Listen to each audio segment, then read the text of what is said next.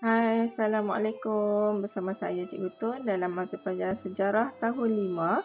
Hari ini kita ingin belajar tentang Unit 4, Kedaulatan Negara dicabar, kesan terhadap ekonomi akibat penjajahan. Murid bolehlah rujuk pada buku teks muka surat 53. Baik, hari ini mari kita lihat kesan-kesan yang berlaku terhadap ekonomi negara kita. Akibat penjajahan.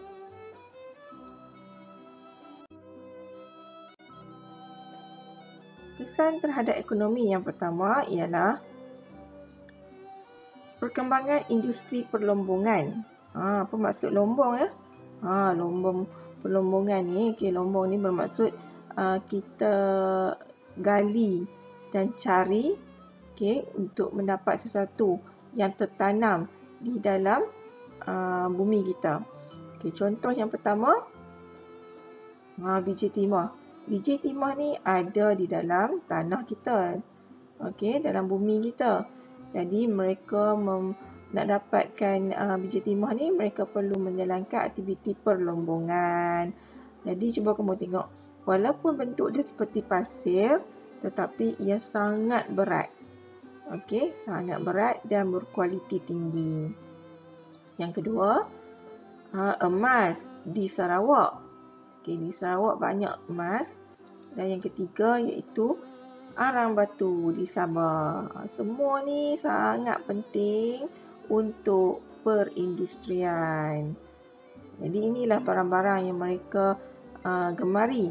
Mereka hajati untuk mereka miliki untuk bawa balik ke negara mereka.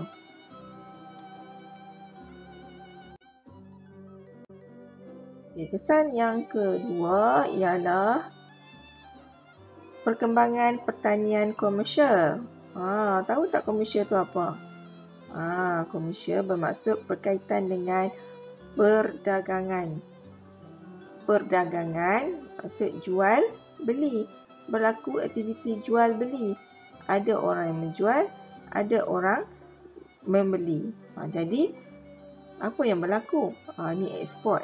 Ekspor dengan import benda yang berbeza ya.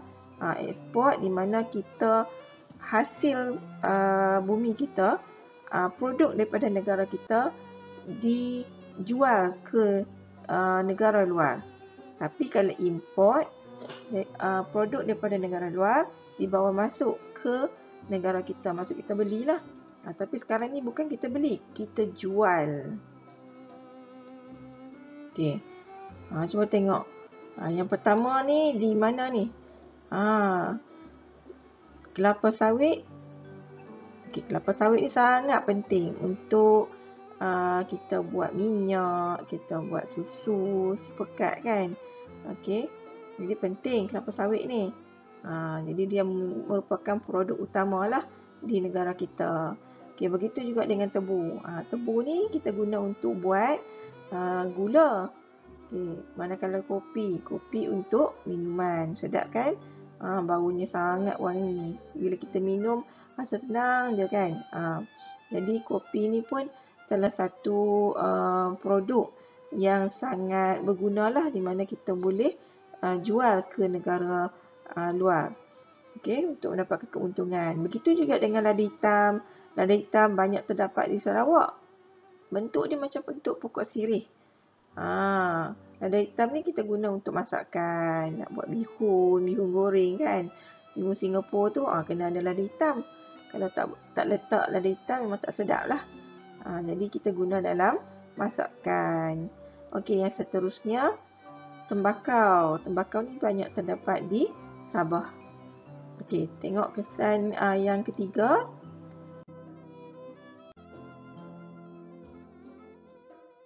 Kesan yang ketiga ialah perkembangan penanaman getah. Dahulunya negara kita memang tidak ada getah. British membawa masuk pokok getah, bila dia tanam boleh hidup. Jadi sebab itulah mereka meluaskan, membuka banyak estate. Nampak? Membuka banyak estate. Tujuannya mereka nak kaut keuntungan ni. Mereka perlukan getah, produk getah. Sebab menggunakan susu getah ni mereka boleh buat tayar, membuat tayar kereta, sarung tangan, dan sebagainya. Banyak estet dibuka syarikat Eropah seperti Guthrie dan British North Borneo Company terlibat dalam sektor penanaman getah. Nampak? Jadi mereka memerlukan produk getah ni. Jadi mereka kena tanam lah. Dan orang India akan berada di sini. Di estet-estet. Yang seterusnya,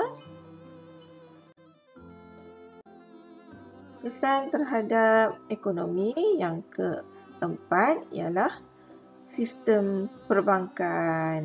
Kita dah ada jual beli, maksud kita dah kaya kan. Kita perlukan tempat untuk kita simpan duit. Macam orang dulu mereka simpan duit bawah tikar, bawah bantal, dalam tong beras dan sebagainya. Tapi apabila kedatangan British, mereka telah mewujudkan sistem perbankan moden. Nampak ni? Inilah banknya.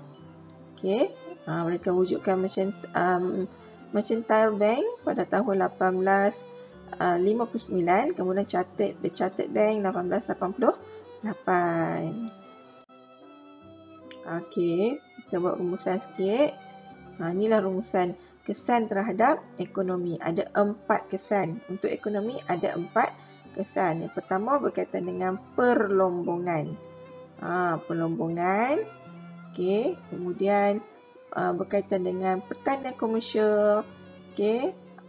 Dan yang ketiga, penanaman getah.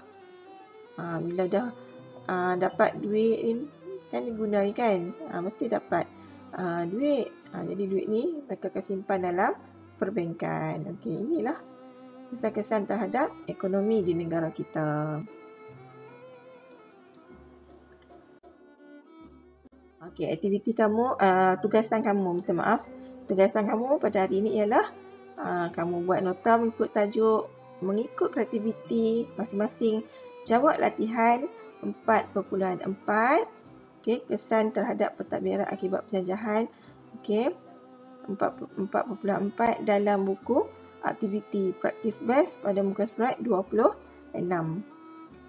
Setelah siap, hantar hasil tugasan kepada saya menggunakan WhatsApp atau Google Classroom ataupun Telegram untuk saya semak.